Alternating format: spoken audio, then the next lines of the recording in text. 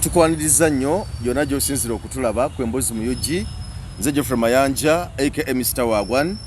ndine Wiz Kaldem omusajja w'ekirevu. So tuzze twayemuko ku Mboozi leero simu dakasati ka black bwatu babikoze wizidisoko obuze kuba tulaba abatulaba mwenda mbabuuzaako chow luba luchina mugamba mutya kanswe mu listed bulungi abali ku Emboozi mu UG. Wezidi tulina wana ekibiina ekitwala abayimbi bakita Uganda Musicians Association. Omukulu Robert Kyagulanyi Ssentamu aka Bobi Wine amaze ekiseera ekiwerera ddala nno nga talinya ku stage. Bobi Wine bamugana okukolera ekivulu wantu wonna ate ne mu maka ge agebusaabala naye ne bamugana okukolerayo ekivulu kyonna so kugamba mu Uganda bamulemesa okukola ekivulu kyonna. Wate nga bayimbi banna basinga obungi bazze bakola ebivulu ebyenjawulo era nga kasente bakafuna weewawo wadde nga mulimu n'abo abalemesa olw'obukwakkulizo obumu nga bagamba nti gwe twatuukiriza ebisaanizo bya poliisi ne bakiggalawo. So bingi ebibaddewo naye wiiki eyeyise ekivulu ky'omukulu Dr. Jose Chameleon kyayimiridde olw'ebyo ebizibu ffenna bitwalabye bitwategedde obulungi eby'embuyaga ne stage okugwamu. Naye ekibiina kyawuma kyavuddeyo bukubirire mangu ddala ne kikubagiza omukulu Dr. Jose Chameleon ne kimusaasira era tekyakomye okwo. Gravity omutugi eyavuddeyo okusanyuka olwashuya Gravity ya Chameleon okubanga teyagenze mu maaso olw'obutakanya bwabwe ne kivaira ne kimukondeminga nekigaa nti sebo kyewakoze kikyamu nnyo okusekerera omusajja okuba nti kyo yaganye n'ebirala ebiringa ebyo. Nze ayagala okubuuza ekibuuzo nti mu Uganda muno mulimu abaana n'ebyana because buma tevangayo kugamba kaka government ya Uganda na police nti muleke omusajja Bobi Wine Kyagulanyi Ssentamu akole shows talina musango nga bo abatwala wuma because era Bobi Wine yomu kubatandika wuma Bobi Wine oyo golaba yomu kubatandika ekibiina kya wuma naye wuma tevangayo kugamba nti obebe ko ne statement yona gyekola oba okumulwanira mu ngeri emu oba endala okulaba nga omusajja adda ku stage. Ku Chameleon ne bavuddeyo emisinde. Mulimu abaana n'ebyana. Kituufu nnyo mulimu abaana n'ebyana naye nja kukwata quotation mwaziyitanga brackets nteekewo ekigambo kye bayita politics in the music industry. Nkisazeeko ebyobufuzi mu music industry okitegeera ye subtitle ya folwarira ebyobufuzi mu music industry nti olabira ddala minzaani nga tebalansinze yeekubidde mulimu abaana n'ebyana. Omusajja Kyagulanyi Ssentamu sigenda nakozesa Kyagulanyi Ssentamu ngenda kozesa Bobi Wine cause awo tubeera tuli ku side ya muyimbi. Bobi Wine bamugala ebivulu bye. Bobi Wine tebakoma ku ekyo ne bagenda n'ekifo kyasobola okubeera nga yeetegekera ye mwennyini ekyabusaabala ewakaawo wennyini nawo ne bamugaanawo okubeera ng'ayimbirawo ewakaawe okitegeera ng'ovudde ku bino show zino ze bategeka nti gundi amuguze n'amutwala gundi amuguze naye ye mwennyini ebiici nga ye yagyeteramu ssente tagenze kugamba nti oba alumbye ekifo kyo bagenze kusere oba agenze Lugogo oba agenzewa siyo ne bakola ki ne bamugaanirayo. Kati kiraga ki kino ngabe nagambye wali mu ntandikwa nti politics in the music industry nti tulaba ekibiina ekya so-called katukiwa erinnya ekibiina B ekitawagira ekibiina C nga kinyigiriza ekibiina Q. Okitegeera nti bw'ojja wano n'ojjayo tukalaze entuufu oba n'ojjayo kikyobeera ng'owagira oba kyoyagala okwogera oba eddembe lyoyagala okubeera nga oyogerako ekyo ekintu kikukubisa nti twali tulowooza nti wuma nga jo Uganda Music Association egenda kubeera nga yeeyimiriddewo bwetoogo nga yeetongodde nga temuli kye bayita politics nga temuli kye bayita kya byabufuzi nga tewali nti yes ne woba olina ekibiina kyowagira nga gwe omuntu nga gwe president wa wuma nga tolina kubeera ng'okiraga okitegeera nga tolina kubeera ng'okiraga nnyo nti kiveeyo kyerage lwatu nti nze ndi wa NRM era abatakolagana naba NRM tugenda kubeera nga tubaboola nti mubaddemu ensonga ezimu eziri nga z'amaanyi nnyo ng'ozirabira ddala kuba gwe labayo omusajja amaze ebbanga nga tayimba gwe mulimu gwe omusajja akola degree ya MDD gye yasomerera mukiguddemu naye nga wuuma ebbanga eyo lyonna lyonna ekoze eki esirise nga tenyega kakati laba obusonga obutono ennyo buno obwaggwanga mu gye of which eyo yabadde nakyo kalamita nga ye just ya Katonda yagitekawo nga jo omuntu nakyo calamity ya Katonda yagitekawo ne tugibuukira naye nga kino yali cause nga nabo bamanyi wa weva eya Bobi Wine bamanyi wa weva bamanyani ow'okugambako nti munayo omusajja mumuleke akole kyayimbe n'ekiri eri kyabadde order from above ng'ate kiva na wa president kyabadde kiva wani nyini Dunda Namugereka yakozinze calamity eyo okubeera ng'egwawo akikwekebwe neyimusa obutenti bonna bonna oba okitegeera nti ono Bobi Wine mwalina okubeera nga mumanyi ne center wawe kiva ne muwandika ebbaluwa nga mu abawuma mugamba dear Mr. So and so bambi tuyambe ono naye muyimbi muki munaffe bakuyamba sometimes oba umeberagira yonga yekibine kitwala abayimbi ate terina buyinza obo kati yonga jobo oba ogiraba ngeyo tusobola kubeera ng'esalawo tena kyeyinza kubeera ng'esalawo era ogiraba ng'erina umbrella gyerimu erina empiso kwetambulira okitegeera erina order from above gyerina okubeera ng'etambulirako yongayo tusobola kubeera ng'omuntu gw'omusuza gw'omubeezaawo ate najja n'akuwa ebiragiro gw'omuliisa gw'omusasula omusaala okitegeera nti sente zonna zebabasasula ezaawuma zonna ziva mu gavumenti eri kakitegeeza nti ekibiina kyo nga kyo tekyeyimiridde nga kyo nti era bwe babeera baagala nti tulina omukulembeze gwe twagala okuteekawo lazima oba oyagala oba tuyagala bamuteekawo oba tulina gwe twagala okulemesa lazima era bakola ki bamulemesa walaba ebya King Saha ebyatuukawo wano nti up to now byaliwo ebiti kigoye wezinge okumaliza nga King Saha agamba nze president naye ng'alina amatwale ge gakola ki gafugiramu sigana agawuma kiraga unfairness kiraga obuntu obutali buntu bulamu okuvayo n'ogamba nti kati saa zino gravity omutujju mugenda kubeera nga mumukondeminga simanyi bawere biki that's rubbish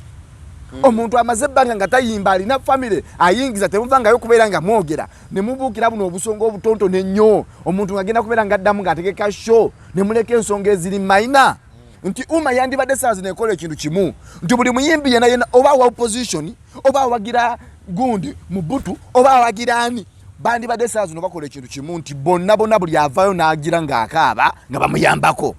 kubanga babeera bamutwala nti ivininda gumulwadde ntya tusindiseeyo sente bweziti webale nnyo okitegeera nti gundi bwati akoseddwa alinamu obuzibu bwebuti ne bwebuti nti gundi bwati ne bwati nti tukoze bwetuti ne bwetuti naye kati bo balondamu omuntu okubeera nga ali centered alina erinnya awo badduka ki misinde ate bw'alaga nti yayimbako tubonga naawe kati ate abo baddukira ddala ki misinde gye nnyini obubaluwa ne bakola ki ne babuwandiika baagala okulaga abantu nti bakola naye nga tebalina bye bakola ki bye bakola baagala okulaga abantu nti bali active naye nga tebalina bye bakola kigasa kigo okubeera ng'olabirira ow'omu nnyumba yo nga neighbor akaaba gwe ababo amatama gagezze banywa balya peanut butter blue band bikoze bitya olw'okuba mulinamu ebyana n'abaana nga neighbor yali wali asindogoma talina kye yalidde ebivulu bye mwabigala ali eri akola ki akaaba mmwe muli eno mukola ki mweyagala wuma etuukiriza obuvunaanyizibwa bwayo nga bwerina okukikola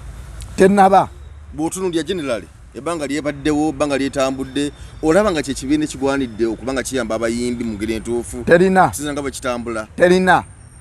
okutandikira ddala ku pulezidenti okukira ddala paka eno wansi tewali kye baakakoze yadde n'ekimu nga kiri successful ate nga kiyamba music industry ne bw'otambula gwe kennyini ng'ogenda obuuza kwata omuzindaalo otambule ng'ogenda obuuzeeko n'abayimbi bennyini abali mu wuma obabuuze nti wuma ebakoledde kyojja kuwulira ansa balina sako ekola ki mubatereka ensimbi nezikola ki ne beewola bakawola bayimbi bameka terina kakati golooza wuma yandibaddewo eringa kintu kya sako bw'oba ofumitiriza ekigambo Uganda Music Association kyandibaddewo nga kya sako bakikole nga kya niigina ne niigina ebeebasinga awo tuba tugenze mu niigina nti kibiina kya bulaaka kiwola abantu ssente kyogamba wuma eriwo okubeera nga ekoma ku levo y'abasako nakuwola ssente bagambe nti kati kibiina bakiguddewo kya banka nsawo yowamuwino ewola abasuubuzi baayo ssente kakati wuma erina kukola kintu nga kya musiki kintu kiri musical bateeseza batya bagenze balobinze studios okitegeera basayiniza abaana abato abayimbi abato abo abasinga obungi tebamanyi na kye bayita so-called wuma tebabimanyi tebabasomesezza okitegeera tebasobosezza tebalondodde UPRS sente z'abayimbi zeetute nnyingi ennyo enkya n'eggulo. Bobi Wine kyetaaga ku gavumenti okumuza ku stage. Bobi Wine okola ki? Tikyetagisa okukaka essaawa zino kuba nalabyeko awo omukulu wa Bitex alina post gyatambuza essaawa zino ng'agamba nti twagala Bobi Wine adde ku stage, gavumenti twagala Bobi Wine adde ku stage. Yes kubanga muyimbi kyetagisa obudde buno kyetagisa bwe babeera nga bagamba nti we need justice for Dr. Jose Chameleon gye batamanyi Calamity yavuddewa ekyo nja kuddamu kyogere bw'oba ngambye nti you need justice for Dr. Jose Chameleon then twetaaga justice for Bobi Wine twetaaga justice for Bobi Wine bwe babeera nga bagamba we need justice for Chameleon era n'abayimbi abavaayo n'obeera nga oyogerako ku Chameleon nga bagamba nti oyo mumuwere bwe kiba nga bwe kito bwe kiri n'omuyimbi avaayo ayogera ku Bobi Wine naye essaawa zino yeetaaga kuwerebwa naye nga gyali bw'aba gyali kuba babaddeyo era bangi bebekulu saa zino yandibadde naye awerebwa kubanga abadde naye nga mwennyininyini akoona Bobi Wine enkya neki n'eggulo saa zino naye yandibadde awerebwa webanga wuuma kyo kyetandisa okubeera ng'ekola ereme kusaavinga like sayidi eno twekubidde ate eno tuli bulungi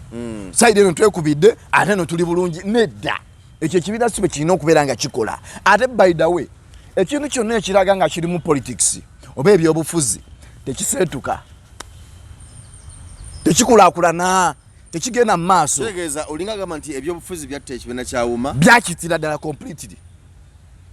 byakitira ddala completely era nze mbabuulira sinzidde wano nga mbabuulira tewali nnyo kyamaanyi kye mugenda kubeera nga mufuna muwuma mpozi nga mufunye omuntu ng'ali nyuto ate gwe simanyi taliyo kubanga ne Lord Bitem oba ye Lord Bitem aya naye alina sayidi gyagwa bamuwa wano obwa chief whip walaba we yaduma neyanziza nnyo sindi banaye tuliko organize me awo musajja yali aleeta omuliro okitegeera nti politics wanaabeeramu tewa kigenda kubeera nga kigenda ki mu maaso twandibadde tukola bwe tuti omuyimbi ne music we ne basentalinga ku kintu kimu nti Bobi Wine ne Kyagulanyi bantu babiri baleme kukwata Kyagulanyi ate bamuteeke ku Bobi Wine baleme kukwata Kyagulanyi bamuteeke ku Bobi Wine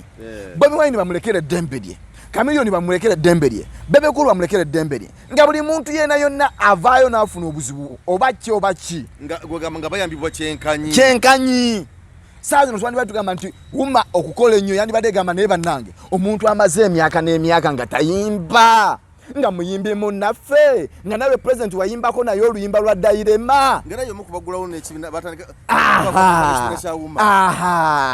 ate nga mukozeeko ne kolabo ne Bobi Wine nti bannange ennyimba ezo omusajja wattu yaziperformingirawa ye bannaye ye famire ye ebeerawo etya kubanga kkiriza obagaana omuntu yena alina bw'agenda mu byobufuzi akalulu ne kagaana era backslidingako okitegeera achievement abaza agifunye gye yakola ki nti yasuulawo n'agamba nti kanyimirizemu music ngendeko mu politics naye politics nekitabeera successful entebe n'atagituulamu kkiriza obagaana aba yeetagamuko ebintu ebisobola okubeera bamubba okay babeera bamubba kati omuntu ne bakabba kati omuntu ng'oyo gwe babba akalulu ke mumuddisa omulimu gwe abeereyo awumuze ku birowoozo famire ye obulamu bwe bonna sente z'abadde afunye okusingira ddala tezibadde mu byabufuzi zibadde mu music kitegeeza oba okutte capital we gw'olinnyeemu eki eggere okitegeera kati bwe mutandika kubuna obusonga obutono obwaggwanga mujje ne mukaaba obuzigo obw'ekirogo mama Chameleon ate oyo Gravity yamugambyeko Gravity oyo naye yeetaaga kubeera nga bya labish balabira ddala ng'obusonga bunafu nnyo saa zino bandibadde buma bakola bwe bati nti omuyimbi yenna bw'aba afunye emergency afiiriddwa tugenda kukola tutya omuyimbi afiiriddwako omuntu we tugenda kukola tutya Misa Kisemakula maama we agenze tugenda kubeerawo tutya twekumekume ngaffe abayimbi nti abayimbi abaludde music industry ba legend tugenda kubeera nga tubateekera batya nga basebata nti basebata saa zino bandibadde tebayagayaga nti music wabesenga badde bamufunamu mu calling tunes zaabwe ezo mu UPRS sente ze babeera nga basolooza enkya n'eggulo tukoze tutya sente zino okubeera nga zitambula direct obutabeera nga bazunga wasale nti batunde music waabwe eyo ne babawamu n'obusente obutonotono bagenda okubeera nga balya buggwewo okitegeera nti olabira ddala nti oli agenda kugula music yamufunemu y'omuyimbi asigale ng'akyakola ki ng'ayagayaga saa zino ze strategies zandibadde bakola nti omuyimbi oba owumudde ogenda kubeerawo otya in 10 years okuva kati ekyo wuma kyerina okubeera ng'ekola kyerina okubeera ng'ekumaakuma abantu so si kuleeta gambling na politics mu music industry muba mulaga sides ezimu nti ono falaawo oli Moses okitegeera muba mwawudde kakati omwana azaaliddwa nga mulenzi gwe bayiga oli alangiridde nti Keroda alangirira n'agamba nti ku kitundu kino abawala bonna mubaleke naye omulenzi gwe musanga musanjage busanjazi Bobi Wine gwe musanga musanjage ne Chameleon temukola ki mubibiite temukwatako bwe mba musobola mulete ne mulubiri eno so kiba kibi nnyo kiba kyantiisa nti ekibiina kyandibadde kitwala music industry yonna yonna okutwaliza awamu kuba eri abaana abayomba oba beemulugunya tebalina kibafunyeemu omuntu ajja ono n'akuba oluyimba ne lukubiba kati kankuba example Ffe Twagala Adde y'omuyimbi akyasinza okuseeringa wano mu biseera bya Christmas ennyimba ne bazikuba radio TV abebibanda ne basalisa abasidi ne bakola ki buli omu ne basalisa naye singa waliwo strategy ennungi omwezi gwa December ne bagamba batandika tugenda kubeera nga lusolooza ensako ya Ffe Twagala Adde eno ebigenda okuva mu calling tune ennyimba ezigenda okubibwa realities ezo tukwate sente akakavuddemu kuba abaana gye bali bamulekwa yes tukwate akasente ako tukabatwalire bwe goza kyandibadde kitya buli muyimbi saaziro yandibadde afuba kubeera nga Ffe Twagala Adde yalekewo legacy naye ogenda okuwunzikira nti bakuba lusuku lwa seminti nawunzikira ng'ali mu katebe ng'asaba buyambi naye ng'oluyimba lwakubibwa naye awunzikire tafunyemu yadde naago n'ataano yagulamu nkima nti lwaki tubeera tutuka kweyo extent bwetyo nti strategy yaffe wuma terina kyekoze terina kyeyambye nti just eriwo kubeera na linnya nti wuma nga bw'oteekamu bw'oti wuma ate tebasonga nakuleetera wuma by the way bakuleetera Uganda Manufacturers Association yaba mulwana yesookerwako kitegeeza bano bakola strategy yaabwe ennungi okusinga ku yammwe Google kyesooka okuleetera kyekibeera well advanced kyekibeera well proposed kyesooka okuleetera kyekibeera well organized bw'oteekamu bw'oti mu Google esooka kuleetera wuma eya Uganda Manufacturers Association nti bwogera mu business ngeyo bonga bo betegeera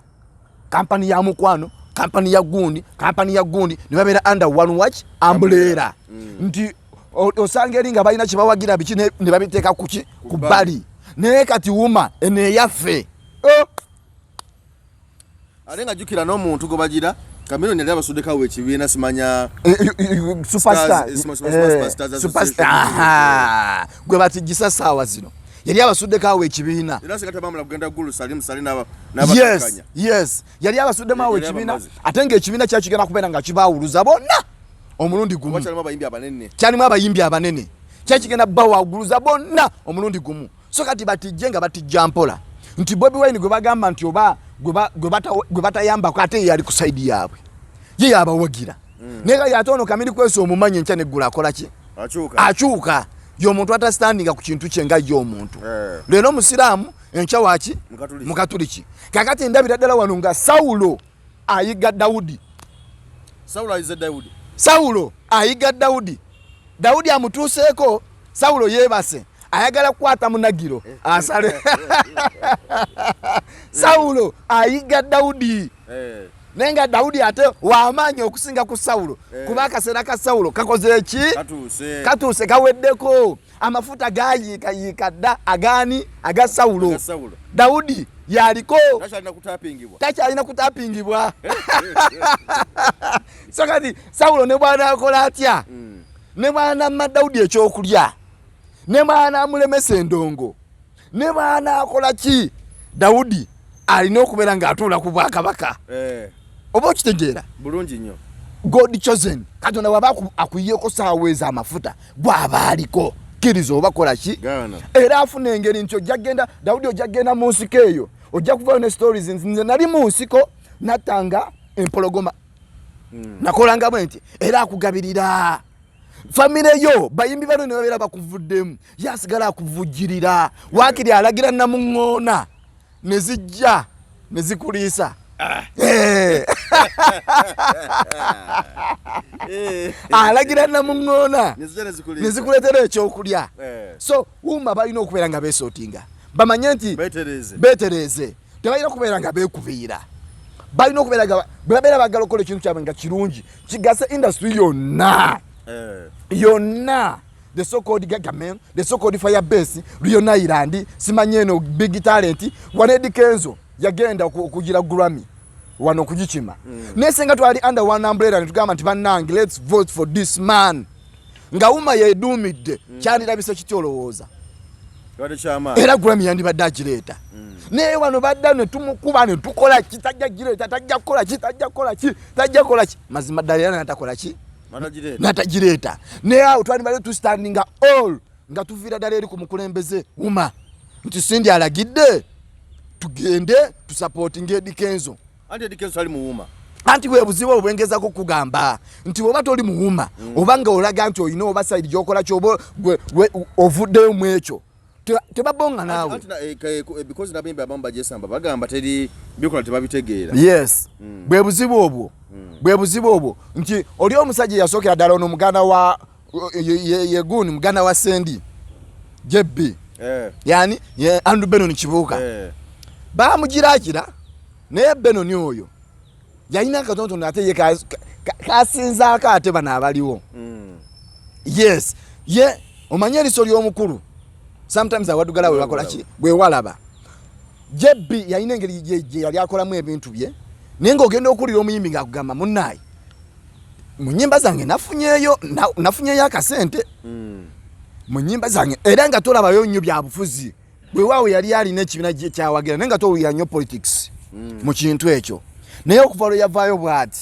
ne tugamba nti tugenda kubeera nga tulonda generation eddako ne tuzaawo awo eya Waiki Benda neegaana kati kwe kuzzaako eno ey'Abasindi nti politics yeeyongedde nnyo n'okusingawo wali eri nti bali abakulu bali basobodde okubeera nga bakumya ekintu kyabwe nga Bobi Wine omuli atalivayo n'agamba nti nze uma sigimanyi Chameleon nga atalivayo n'agamba nze uma sigimanyi abatontono be bavangayo okwo nga bw'omanyi nti era tekisobola kubeera nga kibulawo nti ne muggulu eriyo ki opposition nti Stan yateeka opposition kwani ku Katonda naye byali bitono nnyo to a small extent n'essaawa zino eby'opposition bitatanye music waffe era mu matalina kyegenda kubeera ng'etukolera mpozi nga balonze omuntu ali Newton ekyo kyonna ne bakiyuwa kati sini nga bwali olubuto saawa zino ayina n'abaana munabakyuddweni ne tumukola ng'ani yali agenze okugira yali agenze wabweru eyo yeewummuzeemuuko ovasulo ne tuwamba anoonye waayisira nga takyasobola kudda paka Singapore toyanzeeke gona tulaba ku emboozi muyugi twagala kukulekerera wano tukwebaza bwebaza okuba nti otugoberera ebbanga lyonna so embeera bwetyo bweri kakati campaign eriwo ya twagala Bobi Wine kudda ku stage nange hashtag twagala Bobi Wine kudda ku stage toyanza